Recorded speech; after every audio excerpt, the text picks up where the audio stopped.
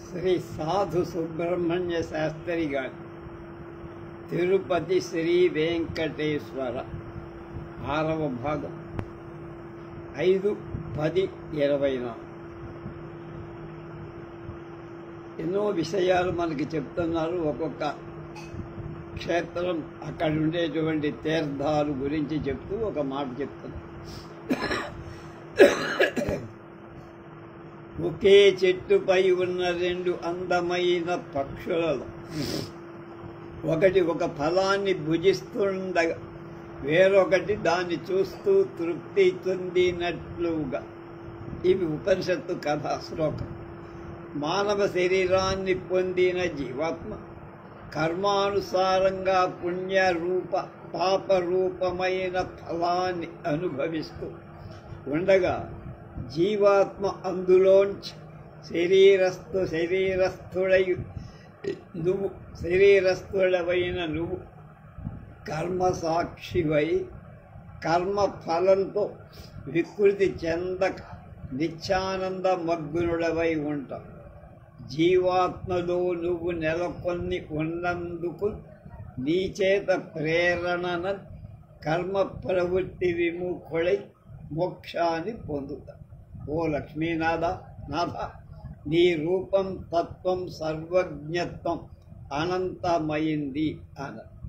పై ఉదహరింపబడిన 2 పక్షులు జీవాత్మ పరమాత్మల ఉదంతం శ్వేత అశ్వతరోపనిషత్తులో ఉంది. అధ్యాయం 4లో శ్లోకం 6, ముండకోపనిషత్తులో 3లో ప్రథమ ఖండంలో 2వ. ఈ 2 ఒకే విధానం.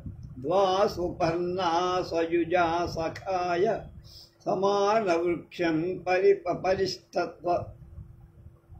పరిశ్వసజాయితే తయోరేకః పిప్పలం స్వాద్వత్తః పశ్యన్నస్నౌ అభిచాకసీతి.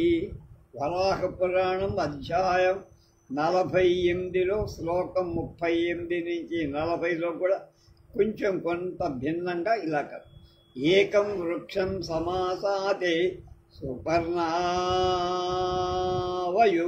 హరే మారే తయోరంజః కర్మ జన్మం ఫలమస్నాతి సర్వదా అస్పష్టగంధస్తతైవ దీప్యతే యథా రవిః నియంతా సర్వజీవానాం ప్రేరకచ్చానుమోదక సత్యం జ్ఞానమనంతం చ త్వద్రూపం వైశ్రియః పతి. ఇది మాండూక్య ఉపనిషత్తులో కూడా ఉంది. ఇలాగ దీన్ని దేవగంధర్వులు ఆనందం మానవుల ఆనందం కంటే 100 రెట్లు అలాగే అని వేదాలు చెబుతాయి. ఆ వేదాలు నీ అందాన్ని గురించి చెప్పలేక ఆనందాన్ని డిఫైన్ చేశారు, కానీ నీ యొక్క గొప్పతనాన్ని చెప్పలేకపోయి నీ అందాన్ని చెప్పలేదు. శాశ్వతమైన వేదాలే చెప్పలేకపోయి నీ నాభి కమలం నుండి ఉద్భవించిన బ్రహ్మనైన నేను వర్ణించటం నా వల్ల అవుతుందరా తండ్రి అన్నాడు బ్రహ్మకు. ఓ ప్రభు, నీ కళ్యాణ గుణ సముద్రుడవులు మీ సుందర వదనారవిందాన్ని చూస్తూ దిగ్భ్రమ చెందిన మేము మీ సన్నిధిలో చేసిన స్తోత్ర పాఠాల్లో ఉన్న దోషాలన్నీ క్షమించమని ప్రార్థిస్తున్నాను. నీవు ఉదార వరప్రదాత, శాశ్వత ఆనందదాత. నీ కృపా కటాక్షాన్ని నాపై ప్రసరింప చేయవలసిదిగా ప్రార్థిస్తున్నా. బ్రహ్మ యొక్క స్తోత్రం. మునులు దేవతలు చేసిన స్తుతికి ప్రసన్నుడై వెంకటాచలనాథుడు వాళ్ళందరినీ చూస్తూ దయతో ఇలా అన్నాడు. బ్రహ్మ, మీ స్తుతి నాకు చాలా సంతోషం కలిగించిందయ్యా. మీరంతా నా దగ్గరకి రావటానికి కారణం ఏమి అని అడిగారు.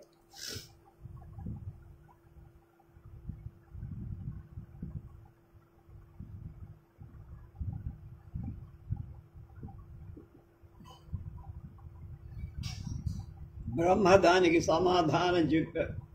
విశ్రవసుపుత్రుడైన రావణుడు ఘోర తపస్సు చేసి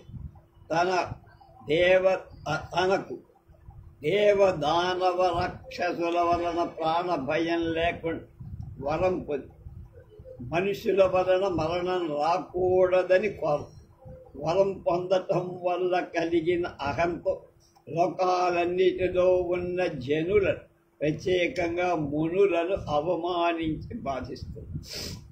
కొందరు దైత్యులు రావణ సహాయంతో ఉప్పొంగి మారణాయుధాలతో జనులందరినీ హింసిస్తారు. వైకుంఠంలో క్షీరసాగరంలో తదితర స్థలాలు వెతికి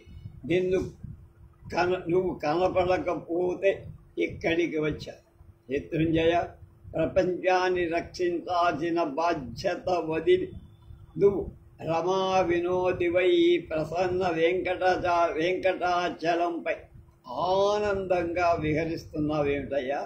నిన్నిక్కడ చూడగలిగాం, సంతోషం. దయతో మమ్మల్ని రక్షించు. నీకంటే మమ్మల్ని రక్షించే వాళ్ళెవరు, లోకరక్షకులెవరు అన్నారు.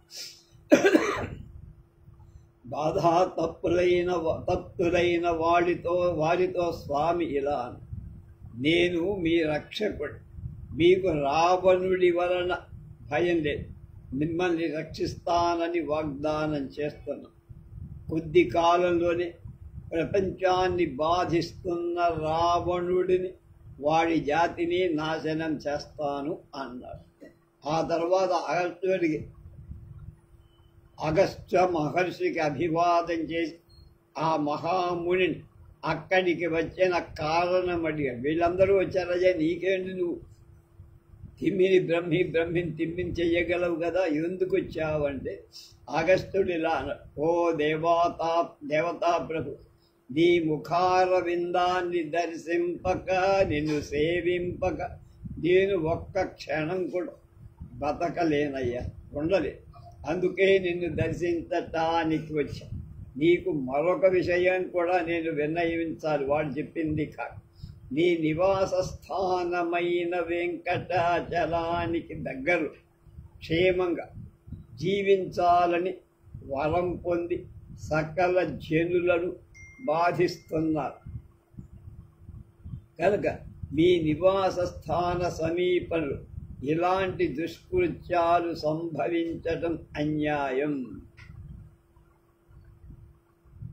ఈ ప్రాంతంలో నివసించే ప్రజలంతా నువ్వు వాళ్ళ యోగక్షేమాలు పర్యవేక్షించ, వాళ్ళకి రోగ భయం లేకుండా సంపూర్ణ ఆరోగ్యంతో జీవించే విధంగా శక్తివంతులను కావించి సంపదను సంతానాన్ని అనుగ్రహించి ఈర్ష్యాద్వేషాల నుండి విముక్తుల్ని చెయ్యాలి. అందుకని అడుగుతాడు, వారి యోగక్షేమాల విషయం నాకు వరాన్ని ప్రసాదించు, నేను చూసుకుంటా అని అర్థం అని స్వామి వెంటనే ఆ వరాన్ని అనుగ్రహించి వారిని రక్షించే ప్రయత్నం చేస్తానని, వారికి ఏ హాని కలగకుండా కాపాడుతానని వాగ్దానం.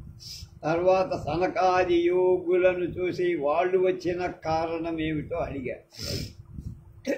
వాళ్ళు ఇలా అన్నారు, ఇది పరమ పవిత్ర ప్రాంతం, తపసిద్ధి కలిగే క్షేత్రం. ఇక్కడ దుర్మార్గులు చేరారు. ప్రస్తుతం మొన్నటిదాకా 5 ఏళ్ల దాకా ఎలా ఉందో అది పరిస్థితి. వారి నుండి ఈ ప్రాంతాన్ని నువ్వు కాపాడు. నువ్వు వైకుంఠం నుండి ఈ పర్వతంపై నివాసాన్ని ఏర్పాటు చేసుకొని అందరినీ రక్షిస్తుంది. నీకు ఎవ్వరికీ కనపడక దర్శనమయ్యకుండా ఉంటే ఏం ప్రయోజనమయ్యా?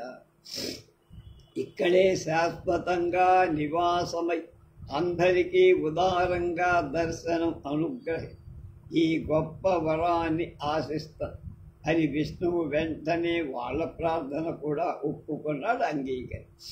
ఇంద్రుడి రాకకు కారణాన్ని అడిగాడు. అచ్యుత, రావణుడు పెట్టే బాధల మూలాన మేము వివిధ ప్రాంతాలు కాందిశీకుల్లాగా తిరుగుతాం అని ఇంద్రుడు చెప్పాడు.